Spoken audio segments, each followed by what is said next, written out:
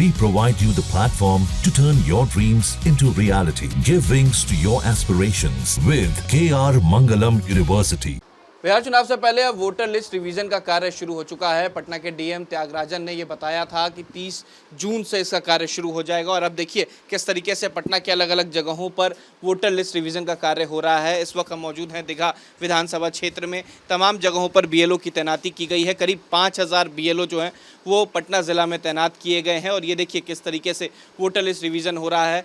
जो लोग हैं यहाँ पर पहुँचे हुए हैं, जो बीएलओ हैं यहाँ पर पहुँचे हुए हैं। सर, किस तरीके से आप लोग रिवीजन कर रहे हैं, क्या क्या चीज़ें की जो ज़रूरत है वो डोर टू डोर जाकर करना हो रहा है और हम लोग उनका वोटर कार्ड के अनुसार, जैसे हम लोग पहले पर्ची दे दिया करते थे, अभी ये फॉर्म मिला है उनके सत्यापन के लिए। तो सत्यापन किस तरीके से होता है? जिनके यहाँ पहुँचे हुए हैं उनका क्या क्या वेरिफिकेशन के लिए पेपर चाहिए होता है? इनका एक हम लोग 2 फॉर्म देंगे, उसमें उनको रंगीन फ़ोटो, करेंट फ़ोटो, रंगीन फ़ोटो देना है और देने के बाद उनका नीचे सिग्नेचर हो जाएगा और ये फॉर्म में जन्म प्रमाण पत्र, जन्म तिथि उनका लिखना है, आधार कार्ड लिखना है और मोबाइल नंबर, ये जिनका फॉर्म होगा उनका लिखना है। उनके पिताजी का नाम, अगर ईपिक संख्या, वोटर कार्ड संख्या अगर है तो ठीक है, माता का नाम और ईपिक संख्या और उनकी पत्नी का, जीवन साथी। अगर किसी लेडीज़ का होगा तो उनके हस्बैंड का होगा और अगर जेंट्स हैं तो उनकी पत्नी का और ईपिक संख्या।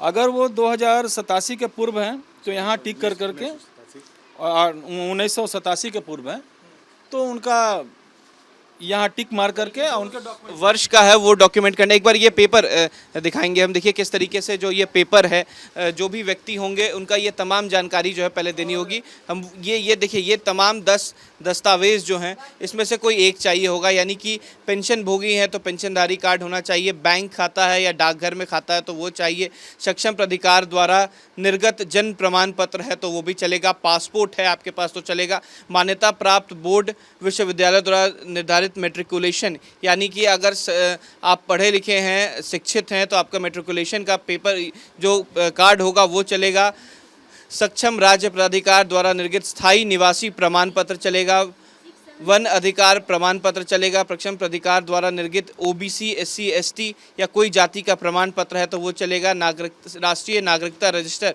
अगर उपलब्ध है तो वो चलेगा, राज्य स्थानीय प्राधिकार द्वारा तैयार किया गया पारिवारिक रजिस्टर चलेगा, या राज्य सरकार की कोई भी भूमि मकान आवंटित प्रमाण पत्र जो है वो चलेगा। देखिए, जब भी जो बीएलओ आपके पास आएंगे तो ये 3 चीज़ें जो है वो सबसे पहले आपका नाम, आपकी जन्म तिथि, मोबाइल नंबर, इसके अलावा आपके पिता का नाम, आपकी माता का नाम, दोनों के अगर अगर आप दोनों के पास वोटर आईडी कार्ड उपलब्ध हैं तो उसके नंबर जो है यहाँ लिखने होंगे। अगर आपकी धर्मपत्नी है तो उनका नाम, या अगर कोई महिला करा रही है तो उनके पति का नाम। और ये देखिए, अगर जो वर्ष यहाँ पे लिखा हुआ है उस पर टिक करना होगा। और इस तरीके से जो कार्य है वो वोटर वेरिफिकेशन का जो कार्य है वो किया जा रहा है। जो तमाम बीएलओ हैं उन्हें तैनात किया गया। कितने दिनों के अंदर सर ये पूरा कार्य करना है? 1 महीना का टाइम दिया गया। और करीब आपके अगर अंडर की बात की जाए तो कितने लोगों के, कितने घर तक जाना है आप लोगों को और लोगों से मिलना है और ये तमाम चीज़? 1187 है।